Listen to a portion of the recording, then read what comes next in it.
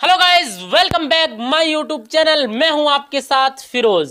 साल 2023 की शुरुआत हो चुकी, यानी आगाज हो चुका है और राहुल गांधी की भारत जोड़ो यात्रा अब निर्णायक दौर में है और हम कह सकते हैं कि सबसे कठिन और मुश्किल दौर में प्रवेश कर रही है, क्योंकि पंजाब होते हुए कश्मीर में प्रवेश कर रहे हैं और जैसे जैसे भारत जोड़ो यात्रा अपने अंजाम की तरफ पहुंच रही है और भारतीय जनता पार्टी उनके खिलाफ दुष्प्रचार फैलाए जा रहा है। जैसे कि 2 दिन पहले राहुल गांधी ने अपने प्रेस कॉन्फ्रेंस में कहा था कि भारतीय जनता पार्टी और आरएसएस मेरे गुरु है और इस बात को लेकर काफी अंदेशा था कि भारतीय जनता पार्टी इस बात का दुष्प्रचार करेगी और हुआ भी यही। सबसे पहली बात, राहुल गांधी ने ऐसा क्यों कहा था?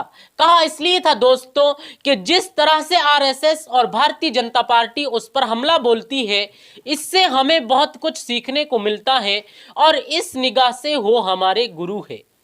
मगर भारतीय जनता पार्टी ने उनके एक छोटे से शॉर्ट को उठाकर उनके खिलाफ झूठ फैलाया जा रहा है। उनके खिलाफ दुष्प्रचार आपकी स्क्रीन पर। यह शख्स राहुल गांधी की दाढ़ी पर टिप्पणी कर रहा है कि राहुल गांधी सद्दाम हुसैन की तरह लग रहे हैं और यह शख्स असम के मुख्यमंत्री बिस्वा शर्मा हैं और ये बात उन्होंने शनिवार को कही थी और उन्होंने कहा कि राहुल गांधी को नागपुर जाना चाहिए और राष्ट्रीय ध्वज को गुरु दक्षिणा देनी चाहिए। और मैं आपकी जानकारी के लिए बता दूं कि नागपुर में जहां पर आरएसएस का मुख्यालय था, वहां 52 साल तक भारतीय तिरंगा नहीं फहराया गया था और जब तिरंगा फहराने की कोशिश की गई तो आरएसएस ने केस कर दिया था। पहले आरएसएस को तो समझा दीजिए कि भारतीय तिरंगे का अपमान ना करे और भारतीय तिरंगे का सम्मान करे, जो उन्होंने 52 साल तक नहीं किया था। आगे का दुष्प्रचार सुनिए। हरियाणा के मंत्री अनिल विज ने कहा कि आरएसएस व बीजेपी को राहुल गांधी अपना गुरु मानते हैं तो इनके मन में जितनी भी भ्रांतियां थी वह स्वतः दूर हो जानी चाहिए, क्योंकि आरएसएस ने सदैव देशभक्ति का संदेश दिया है। ये बात अलग है कि उन्होंने भारत छोड़ो आंदोलन में हिस्सा नहीं लिया था, जो कि 1942 में हुआ था, और मैं चाहता हूं कि अनिल विज इसका जवाब दे। आखिर इतनी कटाक्ष भरी बातें ये लोग क्यों कर रहे हैं? इसके लिए राहुल गांधी ने क्या कहा, आप लोग समझे और सुने। तो मुझे एज ए इंडिविजुअल काफी सीखने को मिला और मैं सबको धन्यवाद करना चाहता हूं जो भी हमारे साथ आए।